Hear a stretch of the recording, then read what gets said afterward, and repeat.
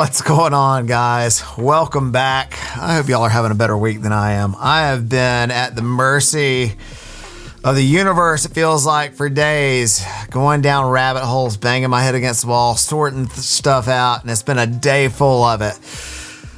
You know, there's nothing worse than when you get your mind set on a new piece of gear, you place the order, you patiently wait for your gear to show up, and it gets here, you're like pumped to put it through its paces, get it all dialed in, and then you spiral down some crazy rabbit hole trying to figure out how to get it to jive, whether it's in your recording studio, whether it's like in your rig or whatever it is. It is maddening, and you lose all creative focus, all creative momentum, and I am hoping that this video saves you guys from that today, because you don't want to be where I've been. What we're going to be looking at today is the Behringer P16 personal monitoring system. We're going to go through all the components of that system and the key features of each one of those components. But more importantly, what we're going to be focusing on is how that P16 system is going to marry and communicate with your DAW, with your recording interface. When you're researching the P16 system, setting it up in a studio setting, there's barely anything out there. There's a whole lot on how to pair it with an X32 Wi-Fi console and use it in a live setting. And if that's what you're doing, that's not what this video is about. This video is for those of you who are trying to set up a headphone system in your studio, and more specifically for those of you who are already integrated into the UAD ecosystem and how to leverage all the great things with the Apollo UAD console and cue outputs and monitoring through console, but also expand that to where you can have as many people building their own monitor mixes as possible. The first thing we'll look at is the mixer itself. So this is the P16M. It is a very key part of this whole system. You'll have one of these set up at every station where somebody is recording, and it gives them the ability, you got 16 channels that you can route audio to on here. And from each one of those, you have a dedicated solo and mute button on the mixer itself. You also can link these channels together. You can create groups. You can store them and recall all the things you have set up on here. You have, for each one of the channels, you have a 3-band EQ with a mid sweep on it. You also have a limiter so that if you're using earbuds with this, you don't blow your ears out. And then you have, of course, a master output level, but you have panning and balance for each one of the channels and volume for each one of those channels. Let's look at the back of this.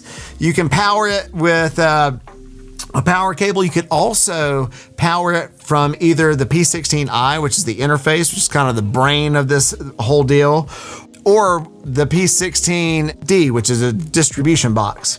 And we'll talk about both of those in just a second, but you can also daisy chain off of these, off of one output, off of the P16I or the P16D. You can daisy chain up to 6 of these mixers, and it allows everybody to continue making their own personal mixes. And what you're using is just Cat5 Ethernet cable coming out of the P16D distribution box or the P16I. So let's talk about the difference in those two things. So the P16I is really the brain of the operation. It is a rack mountable module that is going to, I've got mine racked in a sidecar back by my desk. And on the back of the unit, it has 16 analog TRS inputs. It has 6 Ethernet outs that you just run Cat5 cable to each one of these mixers. And you have gain adjustments on each one of those channels, but also the P16i can also power these units. So you got the P16i, but maybe where you keep your brain isn't necessarily where all the recording always takes place. So maybe you need a separate box to chain off of it to send inputs into another room. And that's exactly what the P16D is for. So you can take one of your outs of the P16i and run one long Cat5 cable into the input of the P16D, and then it's gonna give you 6 more monitor outs, if you will. So think about it almost like a snake. All right, so that's the nuts and bolts of the P16 system itself. Now we're gonna go back to the desk back here and look at how I have my console set up with my outputs currently and the way that I have my mic inputs and how I have this set up with cue outputs monitoring from the UAD console. Let's go check it out. All right, so we're about to take a look at the console, how it's set up. We're also going to take a look at this P16 mixer, talk about how these are going to work best together. How I've always thought about Q outputs is really like a monitor mix, right? Because that's kind of what they've been, especially if you're running a twin or even up to the 8s. You're just building a mix for each person that's recording, and oftentimes it's just you or maybe a couple of other people, and you have up to 4 stereo monitor mixes that you can build out of all the channels inputs that you have. So for those of you who are new, I'm going to make a lot of assumptions about you guys being UAD users and being in that ecosystem. So I'm going to take some liberties that y'all understand some of the things I'm talking about, but for folks that have never seen console setup, we'll just take a quick look at it. So you've got 4 stereo cues, so each instrument track can send to one of those cues. You don't have any buses or subgroups that you can set up when it's set up just going through the console. But when you start thinking about the console and the cues as subgroups feeding this mixer, well, then you got something totally different. Probably like a lot of you guys, I have my DAW playback going to Virtuals channel 1 and 2. I have it listed as PT playback for Pro Tools. I've got it feeding Q1, and Q1, I have the outputs mirroring to lines 1 and 2 out. So 1, 2, if I want to link these, 1, 2. And then they're linked. So I've got my playback tracks always going to be coming through 1 and 2. I can make total volume adjustments. I can pan left or right if I want. I can solo playback. I can mute playback. You can group tracks. So if you have all your drums going up to like channel 8 or channel 10, you can group those and set those how you want so that you're operating and adjusting total groups. You can store these for recall, which is amazing. And you have the ability for each one of these tracks, you've got a 3-band EQ with a mid sweep in it. So you've got 4 stereo Q outputs, or you have 8 mono Q outputs. So as you'll see, each one of these Qs I have set as Q1 mirroring to 1 and 2, Q2 mirroring to 3 and 4, Q3, and so on and so on. You can see how what they're mirroring to. And that's 1, 2, 3, 4, 5, 6, 7, 8. So my main out, my playback from the DAW, I have going to 1 and 2. And that's the only thing that's feeding Q1. Is that. My drums, I have. You could set your drums up just to go to Q2 and make it a stereo drum group if you wanted. The way that I have mine set up currently is just using it as a mono drum group. So I have the drums going to Q2, panned hard left. I have bass going to Q2, panned hard right. So 3, 4, and so on. I have guitars going to Q3, panned hard left. So that'll be 5.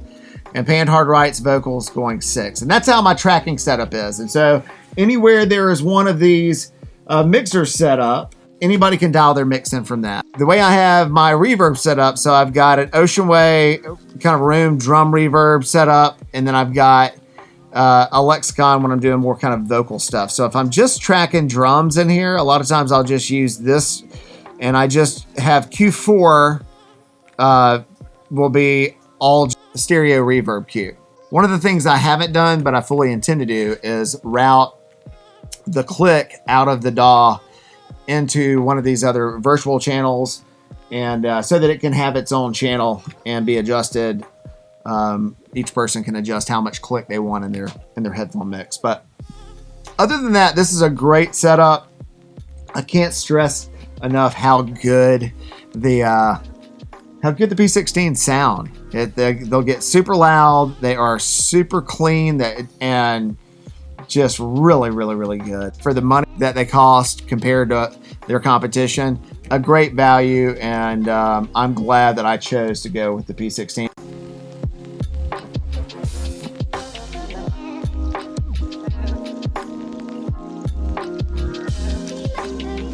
All right, guys, I hope this video is going to help save you guys some serious time and make short work of setting up your new headphone systems with your Universal Audio Apollos. Once you wrap your head around how everything can lay out, the potential that you can still leverage UAD console and Q monitoring, but also so much to gain out of using the headphone system. It is a game changer, as they say. If you're using this system currently, if you've got any kind of headphone system and you're using it with an Apollo, and there's anything that you're doing that I didn't mention, how about dropping some knowledge on us? Let us know how you're getting the most out of your system and help us all raise our game over here. Let's see. That's going to be the video. I got to get to work. So that's going to be it for this week. If you like this video, if you like this kind of content and you're new to the channel or you're not already subscribed, hit that subscribe button and turn your notifications on so that you get notified when the videos come out. That's the first thing.